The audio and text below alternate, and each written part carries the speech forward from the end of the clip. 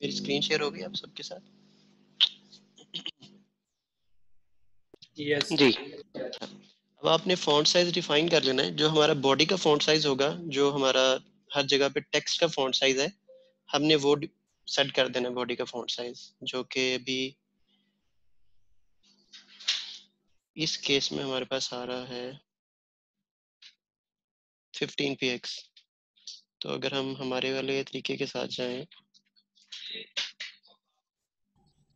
यहाँ पर 1.5 हम इसको सेट कर देंगे बॉडी का फॉन्ट साइज। अब हमने क्या करना है कि ये दूसरी हेडिंग का फॉन्ट साइज ले लेना है।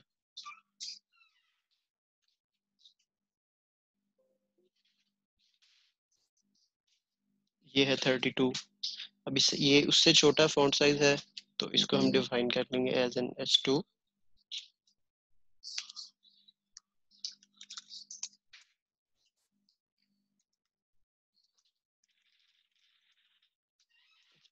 अब आपने ये प्रैक्टिस करनी है और आपके पास जितने फॉन्ट साइज होंगे आपने उन सबको ले लेना है और हेडिंग्स की सूरत में आपने उनको अपने पास रख लेना है। अच्छा, आपका बॉडी का फॉन्ट साइज भी डिफाइन हो गया, आपका हेडिंग्स का फॉन्ट साइज भी डिफाइन हो गया। अच्छा, आपके पास क्लासेस बन गई। आपकी कोशिश ये होनी चाहिए कि आप फॉन्ट साइज और फॉन्ट फैमिली, ये दो प्रॉपर्टीज जितनी कम से कम यूज हो सके उतनी कम से कम करें अपनी CSS के अंदर। क्योंकि मीडिया क्यूरीज में जब हमें चेंज करना पड़ता है तो ज्यादातर इन्हीं को ही चेंज कर रहे होते हैं हम। तो हमें कम से कम जगहों पर इन्हें चेंज करना पड़े ताकि हमारे CSS का साइज जो है ना वो कम से कम हो। एक तो पहले ही हम REM यूज कर रहे हैं, तो हम HTML का फॉन्ट साइज चेंज करेंगे तो बाकी सारे फॉन्ट साइज उसके हिसाब से चेंज हो जाएंगे। अगर फिर भी हमें कहीं जरूरत पड़ती है तो हमें बहुत कम CSS उसके लिए लिखनी पड़े। ये हमारी कोशिश होनी चाहिए। अच्छा, अब हमारे पास देख हमारी दो चीजें रेडी हो गई हैं, इमेजेस हो गई, हमारे पास हमारे फॉन्ट साइज बन गए। अब हमने सिंपली क्या करना है कि अब तीसरी चीज हमने ये करनी है, हमें अपना लेआउट बनाना है कंपोनेंट्स का। अब हमें कंपोनेंट्स देखने हैं कि कौन कौन से कंपोनेंट बनाने हैं। तो सबसे पहले हमें चाहिए हेडर कंपोनेंट, तो हम एक हेडर कंपोनेंट बनाएंगे। इसके अंदर हमारे पास फॉन्ट साइज और फॉन्ट फैमिली तो पहले से ही है। हमें सिर्फ चीजों को एडजस्ट करना है लेआउट में। अच्छा, अब मैं आपको बता दूं कि जब से CSS पे काम स्टार्ट हुआ है ना, तो जो लेआउट्स के तरीके हैं ना वो मैं आपको बता देता हूँ। सबसे पहले टेबल्स के अंदर लेआउट्स बनते थे, जिनको अब डिस्करेज किया जाता है और अब हम टेबल्स यूज नहीं करते। उसके बाद जो है चीजों को फ्लोटिंग के थ्रू लेआउट को सेट किया जाता था। मतलब एक एलिमेंट को फ्लोट लेफ्ट करवाया, दूसरे को राइट करवाया, उसको हमने एलिमेंट्स को सेट कर दिया। तो वो जब हम वो तरीका यूज करते थे तो उसके अंदर हमारे पास कुछ इश्यूज आते थे, जैसे हमें क्लियर करना पड़ता था चीजों को, वरना चीजें जो है वो मार्जिन और पैडिंग्स जो है वो नहीं लेती थी। जब हम दो एलिमेंट्स को फ्लोट करते थे तो तीसरा एलिमेंट जो है वो बाय डिफॉल्ट फ्लोट हो जाता था, तो हमें उसमें मार्जिन पैडिंग्स अप्लाई करनी पड़ती थी। उसके बाद जो इस वक्त हमारी यूज हो रही है टेक्निक वो है फ्लेक्स बॉक्स। हम फ्लेक्स बॉक्स यूज करते हैं। Flex box basically one dimensional जो है ना लेआउट बनाने के लिए इस्तेमाल होता है। उसमें हम क्या करते हैं कि हम चीजों को एक डायमेंशन के अंदर सेट कर सकते हैं। अगर एक एलिमेंट हमने बनाया है, मैं आपको सिंपली अभी उसकी एक एग्जांपल दे देता हूँ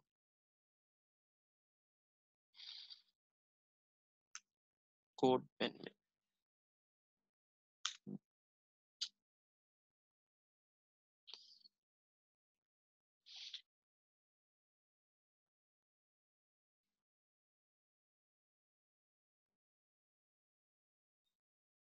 अच्छा, हम क्या करते हैं कि हमें 3 एलिमेंट्स बनाने हैं।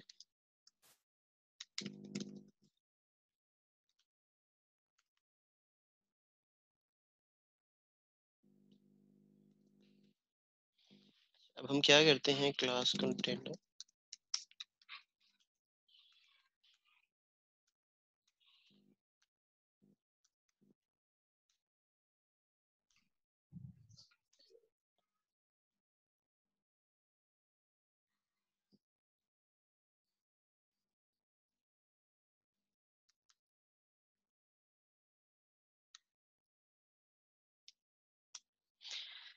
अच्छा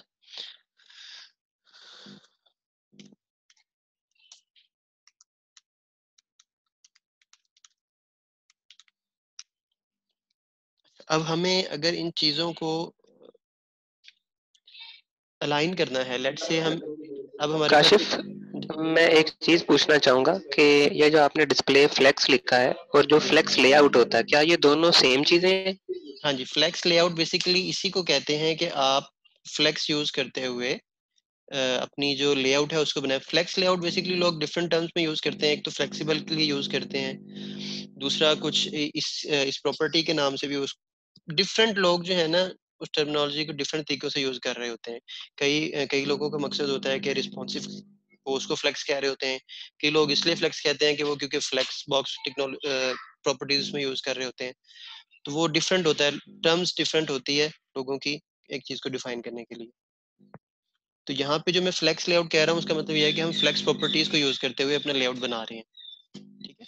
अच्छा, अब ये देखें कि अगर मुझे यही मैंने एक काम करना है कि मुझे कॉल 1 जो है वो लेफ्ट मोस्ट लेफ्ट पे चाहिए, कॉल 2 जो है सेंटर में चाहिए और कॉल 3 जो है वो राइट पे चाहिए। ठीक है। तो अगर मैं फ्लोट यूज करूंगा तो मैं कॉल 1 को फ्लोट लेफ्ट करवाऊंगा, कॉल 3 को फ्लोट राइट करवाऊंगा, कॉल 2 को मार्जिन लेफ्ट राइट ऑटो करूंगा। इतनी सारी प्रॉपर्टीज लिखूंगा तब जाके मेरी ये जो है चीज अचीव होगी। लेकिन अगर मैं फ्लेक्स बॉक्स यूज कर रहा हूँ तो मैं सिर्फ एक लाइन लिखूंगा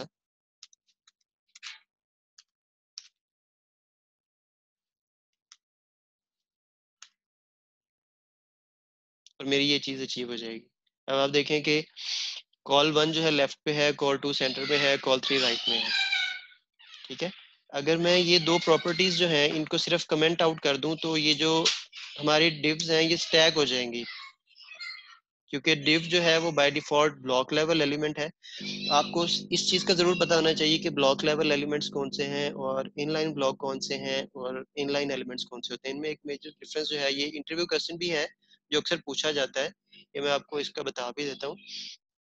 जो ब्लॉक लेवल एलिमेंट होते हैं वो बाय डिफॉल्ट स्क्रीन पे जितनी विड्थ अवेलेबल होती है ना उसको ऑक्यूपाई कर लेते हैं। अपने लेफ्ट राइट पे वो किसी एलिमेंट को जगह नहीं देते। ठीक है। उस पे हम मार्जिन और पैडिंग्स अप्लाई कर सकते हैं। दूसरा एलिमेंट जो इनलाइन ब्लॉक एलिमेंट होता है वो क्या करता है कि वो अपने लेफ्ट राइट पे जितनी स्पेस उसे चाहिए होती है वो ले लेता है, लेकिन किसी दूसरे एलिमेंट को अपने अराउंड आने से रोकता नहीं है। और उसको हम पैडिंग और मार्जिन उसको भी अप्लाई कर सकते हैं। अगर दो इनलाइन ब्लॉक एलिमेंट्स होंगे तो वो एक दूसरे के साथ आ रहे होंगे, जैसे कॉल 1 है उसके सामने कॉल 2 आ रहा होगा। जो इनलाइन एलिमेंट्स होते हैं वो सिर्फ जितनी जगह पर होते हैं सिर्फ उतनी ही स्पेस ऑक्यूपाई करते हैं, बाकी सारी स्पेस वो फ्री छोड़ देते हैं। अच्छा, इनलाइन जो एलिमेंट होते हैं उनके ऊपर मार्जिन पैडिंग अप्लाई नहीं होती। अगर हमें मार्जिन पैडिंग अप्लाई करनी है तो उसके लिए हमें उसको इनलाइन ब्लॉक या ब्लॉक लेवल जो है ना बनाना पड़ेगा। अच्छा, मैं आपको इनकी जो है अभी एग्जांपल भी दे देता हूँ।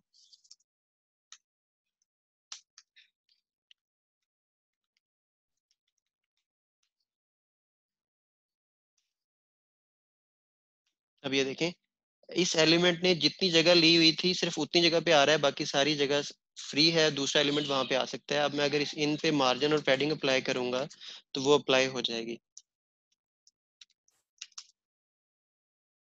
ये देखें। ठीक है। अच्छा, तीसरा एलिमेंट है इनलाइन। अगर मैं इनलाइन करूंगा तो ये एक दूसरे के सामने तो आएंगे, लेकिन यहाँ पे अगर मैं इन पे पैडिंग अप्लाई करूंगा तो वो पैडिंग ये एलिमेंट्स नहीं लेंगे।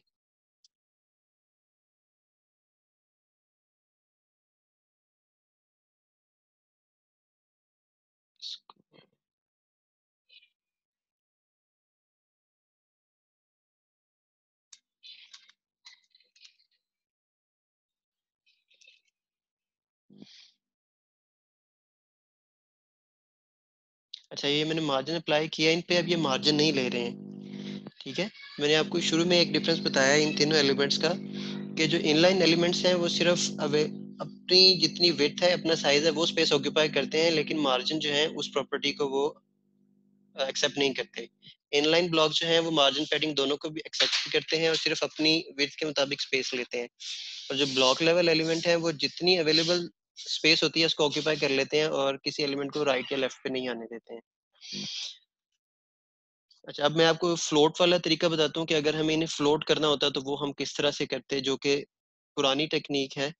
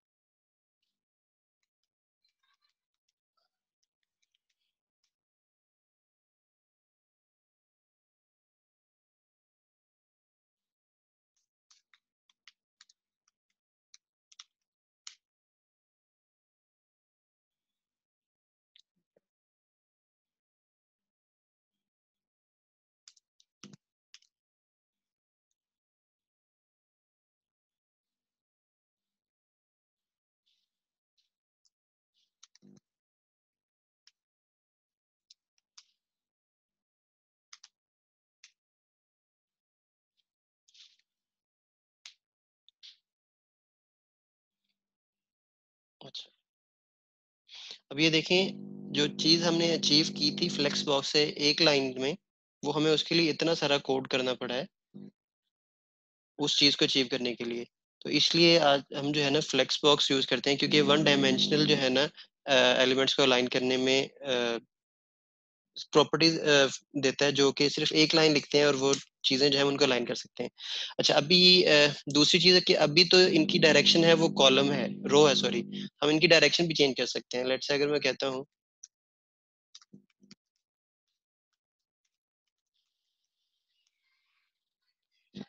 कॉलम, तो अब क्या होगा कि ये तीनों चीजें कॉलम में अलाइन हो जाएंगी। अगर मैं इनको रो रिवर्स कर दूं, तो हम इनका जो है वो अरेंजमेंट भी रिवर्स कर सकते हैं। जैसे अब देखें, कॉल वन इधर आ गया, कॉल टू सेंटर में, और कॉल थ्री इधर आ गया। तो ये सिंपल छोटी छोटी सी प्रॉपर्टीज हैं जिसके थ्रू हम अपना लेआउट इजीली बना सकते हैं। तो इसके बाद अब जो चौथा मेथड है वो भी अच्छा, मैं आपको इसकी सपोर्ट के बारे में भी बता दूं कि जो फ्लोट वाली टेक्निक है वो आईई में भी सपोर्टेड है, लेकिन जो फ्लेक्स वाली टेक्निक है ये अभी तक आईई में सपोर्टेड नहीं है। आईई 10 तक है, आईई 9 पे नहीं है। लेकिन अब हमें इसके लिए टेंशन लेने की जरूरत भी नहीं है, क्योंकि अक्टूबर में जो है वो आईई को मेरे ख्याल है खत्म कर रहे हैं। तो सिर्फ आईई जो इंटर एज है वही रह जाएगा। तो एज में जो है ये ऑलरेडी ये प्रॉपर्टीज जो है सपोर्टेड है। अगर आपने किसी प्रॉपर्टी की सपोर्ट देखनी है तो वो आप यहाँ से जाके देख सकते हैं। कैन आई यूज, यहाँ पे आप जाएंगे। अब यहाँ पे जो भी प्रॉपर्टी लिखेंगे, लेट से डिस्प्ले फ्लेक्स, ठीक है। तो ये आपको इसकी सपोर्ट के बारे में बताएगा कि आईई 6 से 9 तक तो इसकी सपोर्ट बिल्कुल ही नहीं है, 10 में पार्शियल सपोर्ट है और 11 में इसकी सपोर्ट है। तो आप यहाँ पे ब्राउजर सपोर्ट का जो है पूरा चार्ट देख सकते हैं कि आपका जो जो प्रॉपर्टी आप यूज कर रहे हैं वो किस ब्राउजर में सपोर्टेड है या किस ब्राउजर में सपोर्टेड नहीं है। डिपेंड करता है कि आप किस क्लाइंट के लिए काम कर रहे हैं और क्लाइंट को कहाँ तक सपोर्ट चाहिए। तो आप वो यहाँ से देख के वो चीज़ चेंज कर सकते हैं अगर आप चेंज करना चाहते हैं तो।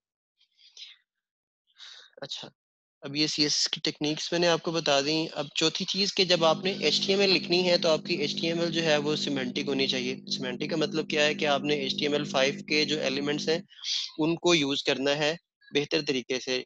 अगर मैं ये लेआउट बनाना चाहता हूँ तो वो मैं सिंपल डिव से भी बना सकता हूँ, ठीक है। लेकिन यूजर को समझ नहीं आएगी कि ये कौन सा एलिमेंट है, ये कौन सा एलिमेंट है। जब भी आपने कोई कोड करना है या कोई एलिमेंट यूज करना है तो आपने HTML के लिए आपने ये साइट यूज करनी है, HTML5 डॉक्टर, ठीक है। अब यहाँ पे जाएंगे, यहाँ पे जाके आप एलिमेंट नेम लिखेंगे। लेट से आपको सेक्शन एक टैग है वो यूज करना है, ठीक है। तो ये आपको बताएगा, एलिमेंट इंडेक्स में जाएं, इधर एस में जाएं और सेक्शन। अच्छा, जब आप इसके कोड स्निपेट पे क्लिक करेंगे तो वो आपको इसका कोड स्निपेट देगा। अब कोड स्निपेट आपको क्या बता रहा है? कोड स्निपेट आपको बता रहा है कि जब भी आपने सेक्शन यूज करना है तो उसके लिए उसमें एक हेडर का एलिमेंट लाजमी होना चाहिए। हेडर मतलब हेडिंग, कोई भी H1 H2 H3 वो लाजमी होनी चाहिए। अगर आप वो नहीं ऐड करेंगे तो जब आप W3C से अपना कोड वैलिडेट करने जाएंगे तो आपको वैलिडेटर एरर देगा। तो ये चीज भी आपने याद रखनी है कि CSS को आपने पहले चेक करना है कैन आई यूज से, और HTML को आपने चेक करना है HTML5 डॉक्टर से कि मैं ये HTML किस तरह से लिख सकता हूँ। अच्छा, कुछ टैग्स को यूज करने के जो है कुछ रूल्स हैं, जैसे कि मैंने भी आपको सेक्शन का बताया या आर्टिकल का बताया। आर्टिकल में भी आपको हेडिंग चाहिए होती है, तो आप वो यहाँ से देख लेंगे जो भी आप एलिमेंट यूज कर रहे होंगे। अच्छा, ये चीज भी बता दी है। अच्छा, एक और चीज होती है कि जब आप HTML लिख रहे होते हैं तो आपके पेज में कुछ मेटा टैग्स होते हैं जो कि आपको लाजमी ऐड करने होते हैं। सबसे पहला करेक्टर सेट, ये आपके ब्राउजर को बताता है कि किस UTF-8 में तकरीबन सारे करेक्टर्स आ जाते हैं। अच्छा, इसको आप ओमिट भी कर सकते हैं वैसे भी। और दूसरा टैग है ये वाला। अगर आप इस टैग को ओमिट कर देंगे तो आपका जो रिस्पॉन्सिव बिहेवियर है साइट का वो खत्म हो जाएगा। अब देखें, अगर मैं इस पेज को रिफ्रेश करूं और इसको मोबाइल व्यू पे लेके जाऊं तो ये रिस्पॉन्सिव बिहेव नहीं करेगा। जो आपका कंटेंट है उसको आपकी डिवाइस पे शो करने की कोशिश करेगा, जितना भी कंटेंट है। आपकी डिवाइस पे उसको शो करने की कोशिश करेगा।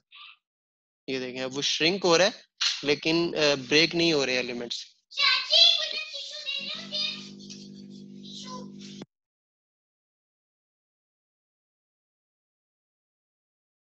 तो आपने पहले ये काम जरूर करना है कि आपने ये मेटा टैग जो है अपने पेज के अंदर जरूर ऐड करना है।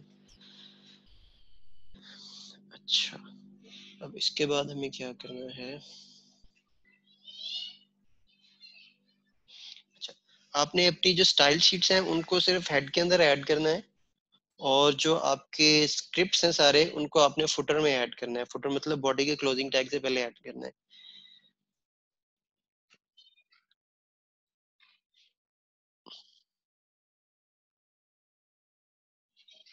अच्छा, अब अगर हम कोई पेज बनाने, कोई HTML बनाने जा रहे हैं, तो अगर हम सिर्फ CSS लिखने लगेंगे तो हमारा कोड जो है, एक तो कोड बहुत ज्यादा हम लिखेंगे, दूसरा यह है कि हमें उस पर टाइम बहुत ज्यादा लगेगा। तो अब जो है कहीं भी कोर CSS लिख के अपना कोड नहीं किया जाता किसी भी कंपनी में या किसी भी जगह पे। जो आपके पास एक कोर स्किल रिक्वायर्ड होता है वो होता है सैस या लेस। बेसिकली क्या होता है कि जिस तरह, अगर मैं आपको बैकएंड से बताऊं कि जिस तरह वो एक सुपर सेट होता है, जैसे आप एक्सप्रेस है वो नोड के ऊपर एक सुपर सेट है, हो जिसमें कोड तो नोड में ही लिखा हुआ है लेकिन आपको फंक्शन ऐसे मिल जाते हैं जो आपको अपनी डेवलपमेंट में जो है ना ईज प्रोवाइड करते हैं। अगर मैं आपको यहाँ पे कोड पेन पे लेके जाऊं, अच्छा अभी जो मैंने कोड लिखा था,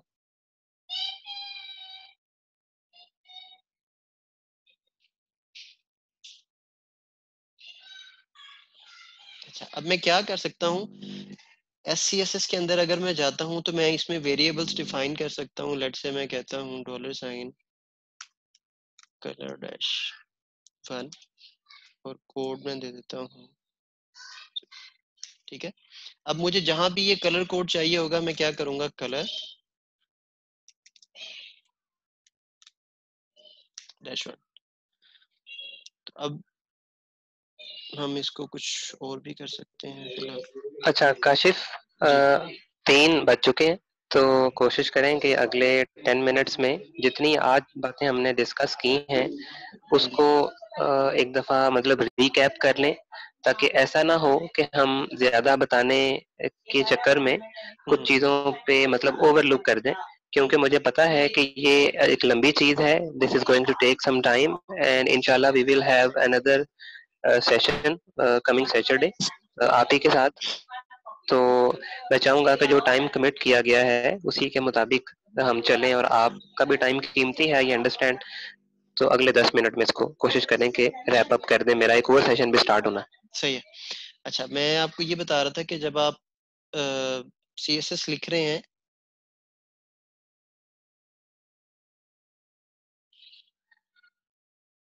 हेलो मेरी आवाज आ रही है साथ? यस सर, आ जी रही आपकी है। आवाज अच्छा, आ रही है। सैस में कुछ चीजें हैं जो कि मैं अभी सिंपली थोड़ी सी बताना चाहता हूँ कि इसमें हम नेस्टिंग कर सकते हैं। जैसे हमने कंटेनर बनाया है, इसके अंदर मैं कॉल लिखूंगा, तो जब इसकी CSS आउटपुट आएगी तो मैं आपको दिखाता हूँ क्या होगी। अगर हम इसको CSS में कन्वर्ट करें,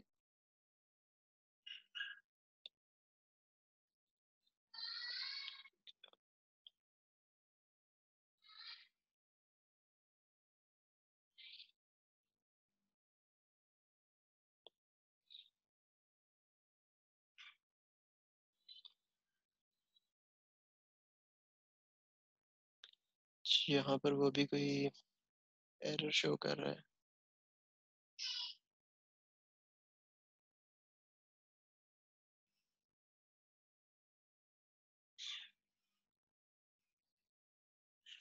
अच्छा ये कोई एरर भी शो कर रहा है, टेक्स्ट लाइन सेंटर इस प्रॉपर्टी।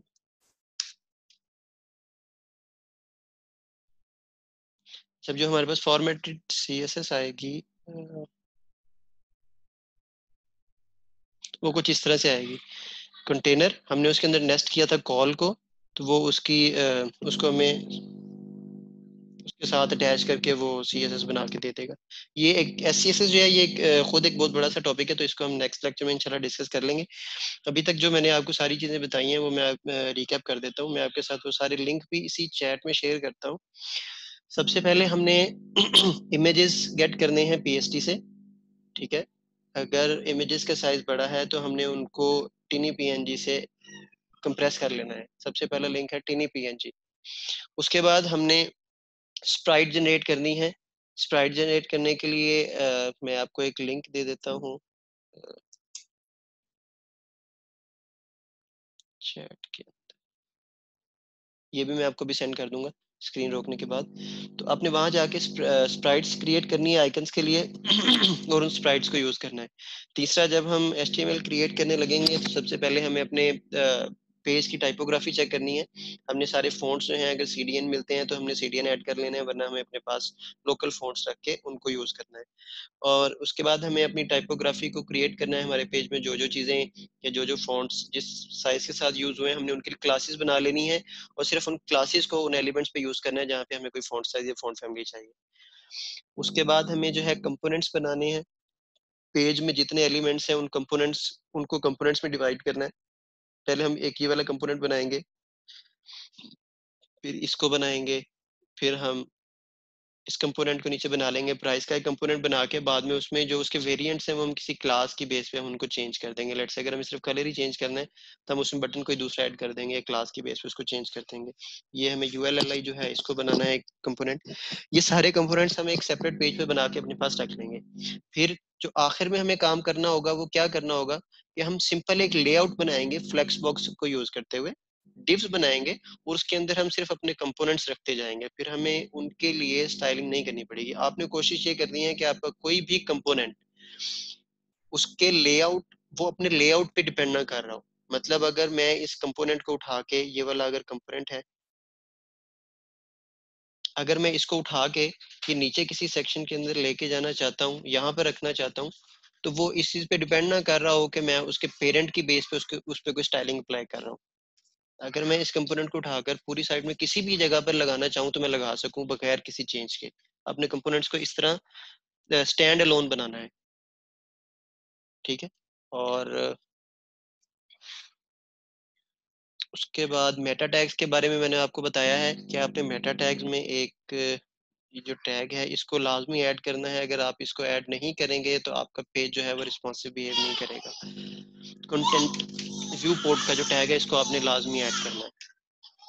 उसके बाद मैं भी सैस पे जाने लगा था क्योंकि अब हमारे पास टाइम खत्म हो गया है, तो सैस एक अलहदा से टॉपिक है। और उसके बाद एक लास्ट टॉपिक होता है वेब एक्सेसिबिलिटी।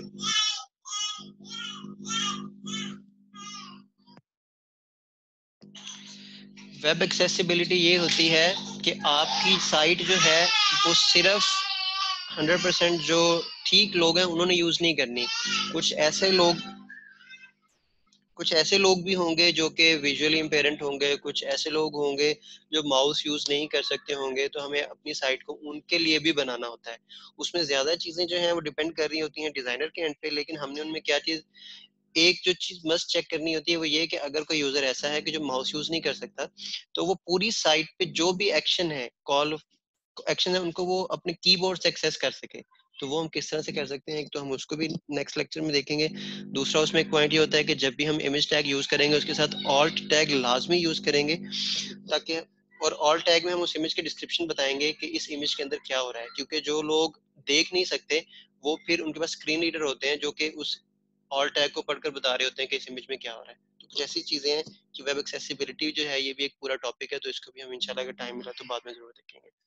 बाकी अब अगर किसी का कोई क्वेश्चन है तो आप मुझसे पूछ सकते हैं।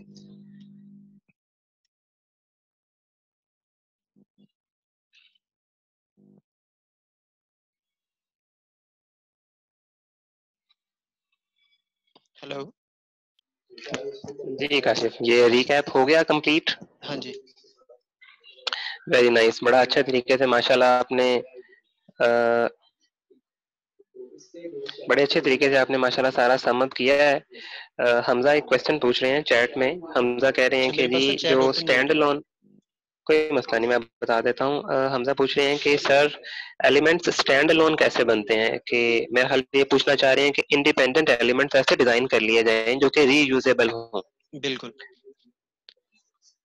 तो स्टैंड उस अलोन पे के अभी आप बताना चाहेंगे नहीं नहीं या मैं नेक्स्ट सेशन में? नहीं मैं बता देता हूँ कि मेरा बेसिकली स्टैंड अलोन का मकसद ये था कि लेट से मैंने अगर ये एलिमेंट बनाया है तो इसके स्टैंड अलोन होने का मतलब ये है कि इस एलिमेंट को मैं अगर सिर्फ इसकी HTML उठाकर किसी भी जगह पर ले जाऊं, लेट से मैं इस जगह पर उसको लेकर आना चाहता हूँ, मैं सिर्फ HTML पेस्ट करूं तो उसको उसकी CSS पे कोई फर्क ना पड़े, मतलब उसकी CSS जो है सिर्फ उसी की HTML पे डिपेंड कर रही हो।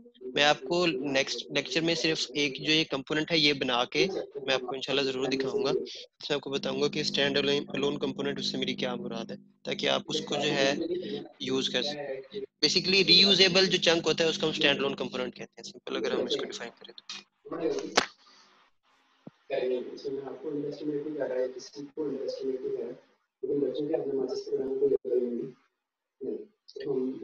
जी बिल्कुल ठीक है। इसके अलावा किसी का कोई क्वेश्चन है? नवाजिश आप कुछ पूछना चाहेंगे अभी? जी हमजा मैंने बताया है IE stands for internet explorer, जिसका जो नया वर्जन है दैट इज माइक्रोसॉफ्ट एज। तो नवाजिश आपका कोई क्वेश्चन?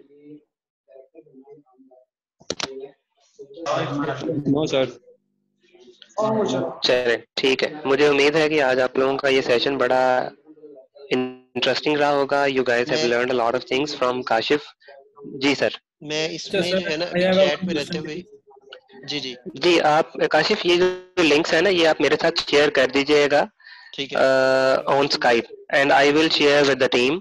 ठीक है तो इसमें एक दो चीजें हैं वो मैं आपसे ऑफलाइन डिस्कस कर लेता हूँ। बाकी जो जितने भी लोग आज हमें ज्वाइन कर सके ऑलमोस्ट सारे ही मौजूद थे। आप सब लोगों का बहुत शुक्रिया। आई होप कि आप लोगों ने चीजें सीखी होंगी। ये सेशंस आप लोगों के लिए ही ज्वाइन अरेंज किए गए हैं। कीप नोट्स ऑफ थिंग्स और कीप लर्निंग। इंशाल्लाह नेक्स्ट सेशन में आप लोगों से मुलाकात होती है। अभी के सर लिए मेरा जी एक जी और क्वेश्चन है जी जी प्रकाशिफ से। जी जी सर ये आपने मैं फ्लोट का बताया और फ्लेक्स बॉक्स का बताया, तो अगर हम किसी डिव के अंदर एलिमेंट्स को पोजीशंस के थ्रू एडजस्ट करते हैं, जैसे पोजीशन टॉप लेफ्ट राइट। अच्छा अभी नेक्स्ट सेशन के अंदर ना मैं आपको बॉक्स मॉडल के बारे में और पोजीशनिंग के बारे में बताऊंगा इंशाल्लाह। ये आपने एक अच्छा क्वेश्चन किया है। पोजीशनिंग जो है ये बेसिकली अगर आपको पोजीशनिंग समझ आ जाए ना तो मेरा ख्याल है कि आपको CSS का सबसे जो डिफिकल्ट टॉपिक है ना वो समझ आ जाएगा एनिमेशंस के अलावा। तो सर ये पोजीशन से मैंने अगर अपना एक वेब पेज बनाया तो वो मीडिया क्यूरीज के अंदर जाके मुझे यानी कि तंग करेगा, क्योंकि बहुत पोजीशंस ज्यादा होती तंग है। करेगा, बहुत ज्यादा तंग हाँ करेगा, जी, क्योंकि आप उसमें आपको बहुत ज्यादा चीजें चेंज करनी पड़ेंगी। तो मैंने यही कोशिश ये क्वेश्चन की पूछना जाती है था कि आपसे। पोजीशंस जो है वो रिकॉर्डिंग ऑफ कर दें प्लीज। कोश